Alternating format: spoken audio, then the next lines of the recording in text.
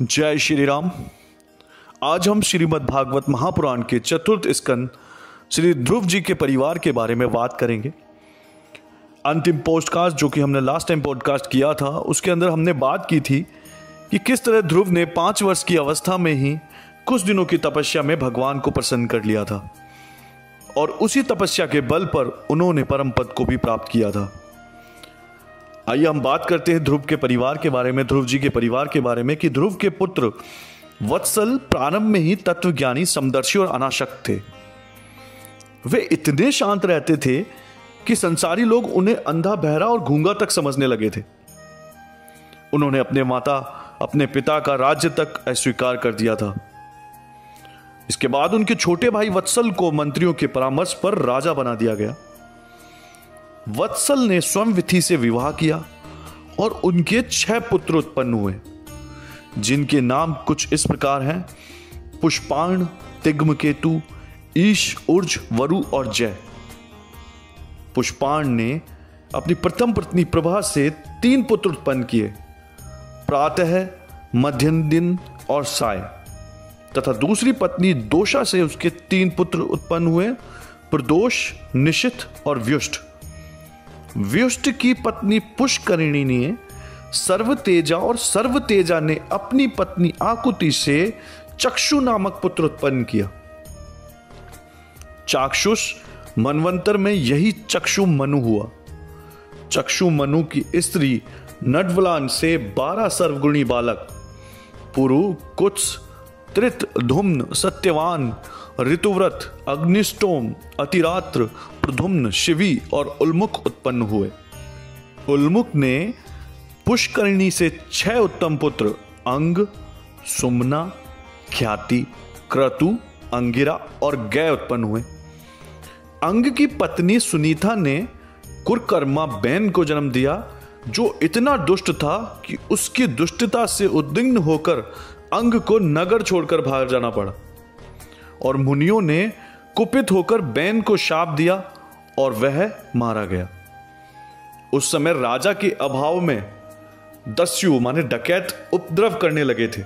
तब भगवान नारायण ने प्रजा की रक्षा के लिए अपने अंश से पृथु को उत्पन्न किया।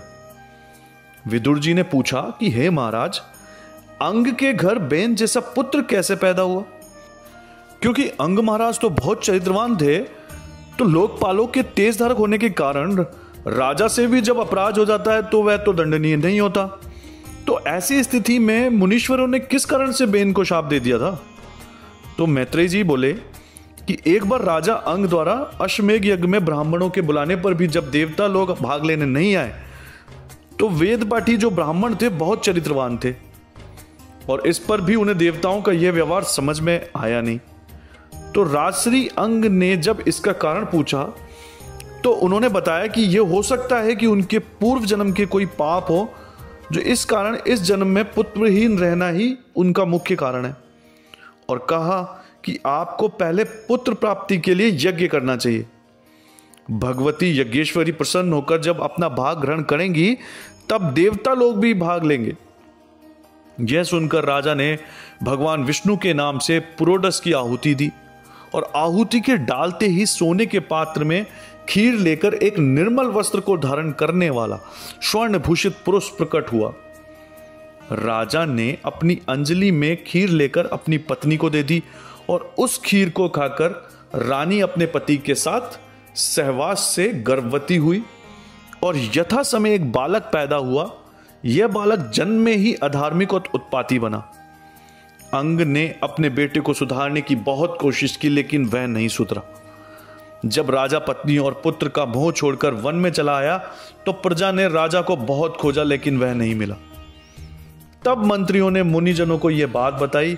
भृगु आदि ऋषियों ने सुनीता की सहमति से बैन को राजा के पद पर अभिषिक्त कर दिया। बैन के शासक बनने पर चोर डाकू तो छिप गए, पर उसने यज्ञ आदि धर्म कर्म के सभी काम बंद करवा दिए। अब बैन के इस आचरण को देखकर ऋषि लोग तो बहुत चिंतित हुए। प्रजा का दुख भी को उन्हें पीड़ित करने लगा। उन्होंने सोचा कि इस राजा को समझाएं तो समझाएं कैसे, और वह अगर यदि नहीं माने तो क्यों ना उसके तेज को ही नष्ट कर दिया जाए। यह सोचकर मुनि लोग बेन के पास गए और उनसे कहा कि राजन, भगवान उसी राजा से प्रसन्न होते हैं जो वर्णाश्रम धर्म का पालन करवाता है और यज्ञ पुरुष की आराधना करता है। आप अपने राज्यों में यज्ञों का अनुष्ठान करें और यज्ञ योग आदि बंद कराकर देवताओं का तिरस्कार ना करें। मुनियों की यह बात सुनकर वेन को बहुत हंसी आई और उसने कहा कि कुबेर, ब्रह्मा, इंद्र, वायु, यम, महादेव, अग्नि आदि देवताओं के श्राप और वरदान देने की शक्ति राजा में रहती है, इसलिए राजा सर्वदेव में है। मुनियों ने देखा कि बेन को तो उनकी बात ही समझ नहीं आ रही, वो उनकी बात ही नहीं मान रहे। यह जानकर कि उसके जीवित रहने से धर्म की हानि होगी, उन्होंने अपना गुप्त क्रोध अभिव्यक्त किया और अपने हुंकारों से उससे नाम शेष कर दिया। सुनीता अपने मंत्र बल से वेन के शव की रक्षा करने लगी। दूसरी ओर राजा के अभाव में चोर डाकू फिर उपद्रव करने लगे। एक दिन अग्निहोत्र से निर्वृत्त ऋषियों ने चोर डाकुओं के भागने से उड़ी हुई धूल को देखा और वे चिंतित हो उठे। यद्यपि ऋषि लोग अपने तप के प्रभाव से इस स्थिति का शमन कर सकते थे, लेकिन उन्होंने अपनी शांति में छोड़कर क्रोध नहीं किया, क्योंकि उससे उनका तप खत्म हो जाता, तप क्षीण हो जाता। इसी के साथ दूसरी बात यह भी थी कि ऋषि लोग धर्मात्मा अंग से वंश का उच्छेदन नहीं चाहते थे, इसलिए उन्होंने बेन की जंगा पर बुरी तरह से मंथन किया और उससे एक बौना पुरुष पैदा हुआ। उसने ऋषियों से पूछा कि मैं क्या करूं? तब ऋषियों ने कहा कि निषिद्ध अर्थात बैठ जा। इसी से उनका नाम निषाद पड़ा। उसके उत्पन्न होते ही बैन के तो सारे पाप अब उसने अपने सिर पर ले लिए, इसलिए निषाद जाति के लोग लूटपाट का कर्म करते रहते हैं। ब्राह्मणों ने फिर राजा बैन की भुजाओं का मंथन किया, तब एक पुत्र और पुत्री पैदा हुई। पुत्र ने विष्णु और पुत्री में लक्ष्मी जी का अंश था। पुत्र का नाम पृथु और पुत्री का नाम अर्ची रखा गया। अर्ची अपने पूर्व जन्म में भगवान विष्णु की वियोगिनी थी। इस जन्म में उसका विवाह पृथु से हो गया और पृथु में भगवान विष्णु के निशान देखकर देवता और महात्मा उसे अंशावतार मानकर उसकी स्तुति करने लगे। वेद पाठी ब्राह्मणों ने पृथु के राज्य अभिषेक का आयोजन किया। इस अवसर पर सभी देवों ने उपस्थित होकर उन्हें उपहार दिए। सब लोग उनकी स्तुति करने लगे। स्तुति सुनकर भी बिना किसी अनुमान के पृथु ने कहा कि सब भगवान विष्णु ही हैं, मेरा तो कोई भी गुण प्रकट नहीं है, मैं स्तवन योग्य नहीं हूं। इस पर मुनियों ने उनको बताया कि आप साक्षात विष्णु के अवतार हैं। क्योंकि मृतक की भुजा से पैदा हुए हैं, आप धर्म की मर्यादा रखेंगे और प्रजा से जो कर मिलता है उसे उसी की रक्षा में खर्च करेंगे। आप सज्जनों के लिए आनंददायक होंगे और दुर्जनों के लिए साक्षात यम के समान होंगे। आप चक्रवर्ती सम्राट होंगे और चारों ओर आपका यश फैलेगा। राजा बनने के बाद पृथु इस विषय में चिंतित हुए कि अपनी दुखी प्रजा को कैसे सुख पहुंचाए, किस तरह उनकी अराजकता को दूर करें। अन्न का अभाव था और प्रजा व्याकुल थी। इस कारण ढूंढने पर उन्हें पता चला कि पृथ्वी के अन्न और औषधियों को अपने भीतर छुपा रखा है। मतलब पृथ्वी ने अपने अंदर अन्न और औषधियों को छुपा रखा है। यह जानते ही पृथ्वी को संबोधित करते हुए उन्होंने अपना धनुष उठाया और संधान किया। पृथ्वी घबरा गई और गाय का रूप धारण करके भागने लगी। पृथ्वी ने दिशाओं में भागती हुई पृथ्वी का पीछा किया और कोई दूसरा व्यक्ति पृथ्वी को तेजस्वी पृथु के क्रोध से बचा नहीं पाया। सब ओर से निराश होकर वह पृथु की शरण में आई और उनसे कहा कि निरपराध स्त्री का वध नहीं करना चाहिए। पृथ्वी ने यह भी बताया कि वह तो संसार की आधार नौका के समान है। यदि पृथ्वी नष्ट हो गई तो प्रजा को जल में रहना असंभव हो जाएगा। तब पृथु ने कहा कि जब हम तुम्हें यज्ञ में भाग देते हैं तो बदले में हमें अन्न क्यों नहीं देती? जो प्राणी केवल अपना ही पेट भरता है और दूसरों की चिंता नहीं करता, उसे मारने में कोई पाप नहीं है। मैं अपने योग्य बल से प्रजा को धारण करूंगा और तुम्हारे टुकड़े टुकड़े कर दूंगा। महाराज पृथु की यह बात सुनकर पृथ्वी कांपने लगी और उनकी स्तुति करने लगी। उसने कहा कि पाप धर्म के अवतार हैं, कल्पांत में आपने ही मेरा उद्धार किया है। पृथ्वी ने यह भी कहा कि आपकी माया से भ्रमित होकर ही तो आपको अन्नदान नहीं मिल पाया, किंतु आप मुझे अभेदान दें। आप यदि सचमुच अन्न चाहते हैं तो गाय रूप धारणी मुझ पृथ्वी से अन्न प्राप्ति के लिए योगवत्स, दोहन पात्र और दोग्धा की व्यवस्था कीजिए। मैं दूध के रूप में सभी अभिष्ट वस्तुएं प्रदान करूंगी। पृथ्वी ने यह भी कहा कि हे राजन, सर्वप्रथम तो मुझे समतल कीजिए, जिससे मेरे भीतर की आर्द्रता सब स्थानों पर एक समान बनी रहे। पृथ्वी के प्रिय और हितकारी वचन सुनकर महाराज पृथु ने मनु स्वयंभुव को वत्स बनाकर, मतलब बछड़ा बनाकर, अपने हाथों में समस्त धान्य धो लिया। अन्य सारग्राही विज्ञजनों ने भी पृथु द्वारा वंश में की गई वसुंधरा से अपनी अभिष्ट वस्तुएं धो ली। उदाहरण के तौर पे ऋषियों ने बृहस्पति को वत्स बनाकर इंद्रियों को वाणी श्रोत मन रूपी पात्र में अमृत, वीर, ओज और तेज धो लिया।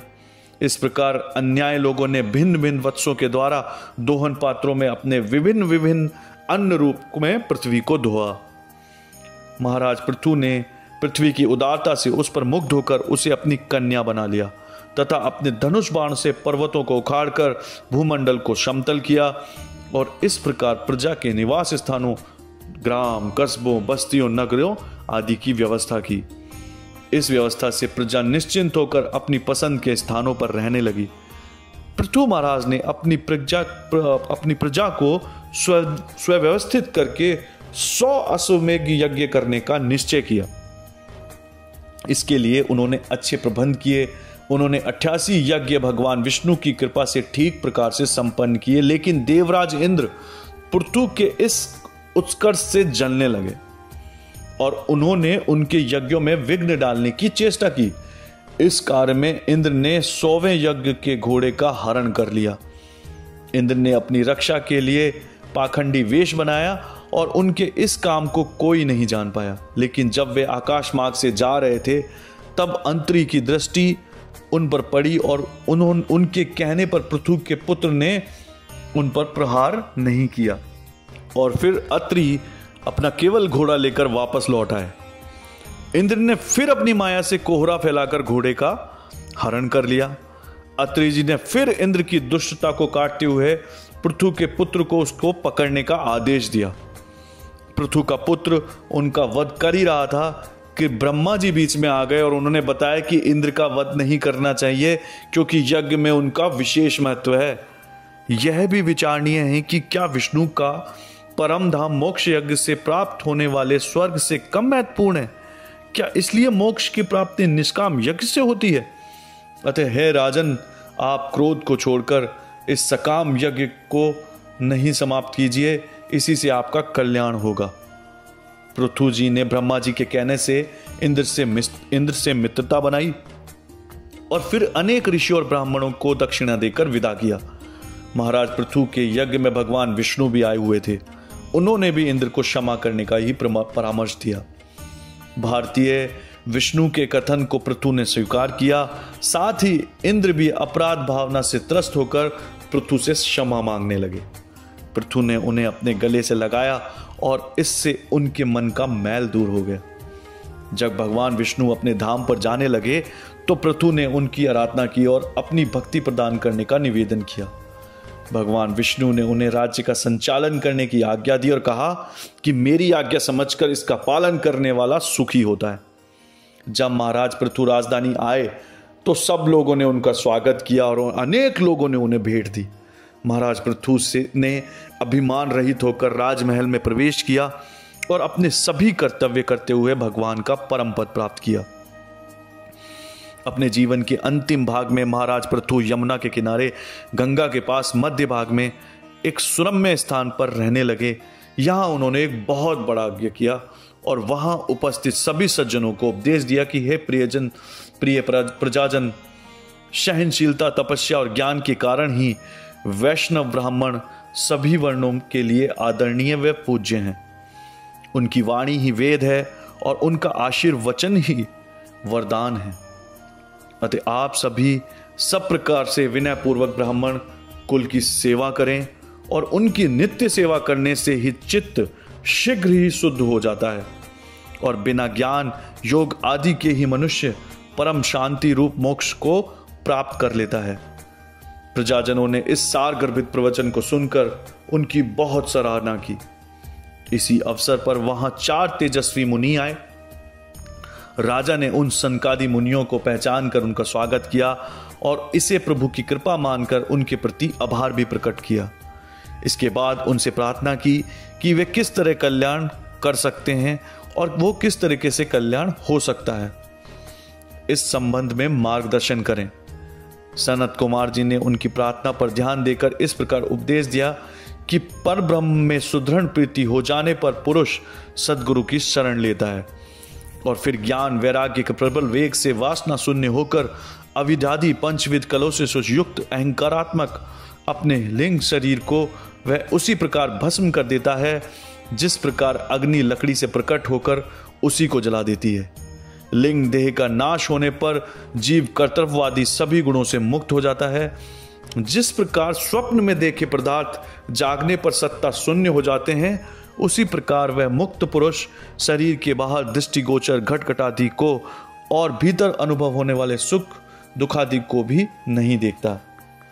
राजन, श्री भगवान ही देह इंद्रिय प्राण बुद्धि और अहंकार से आवृत सभी स्थावर जंगम प्राणियों के हृदयों में जीव के नियामक अंतर्यामी आत्मा के रूप में सभी जगह सर्वत्र प्रकाशित हो रहे हैं। इस संसार सागर को पार करने का सुगम साधन योग न होकर भगवान के चरणों को नौका बनाना ही है। पृथु जी ने इस उपदेश को सुनकर सनत कुमार जी की बहुत प्रशंसा की। वह उनसे आदर प्राप्त करके आकाश मार्ग से अपने स्थान को चले गए। कुछ ही दिनों के बाद पृथु ने अपनी पत्नी अर्ची से विजिताश्व, धूम्रकेश, हयक्ष, द्रविण और वृक्ष आदि 5 पुत्र उत्पन्न हुए। ये 5 पुत्र अपने पिता के समान गुणवान और तेजस्वी थे।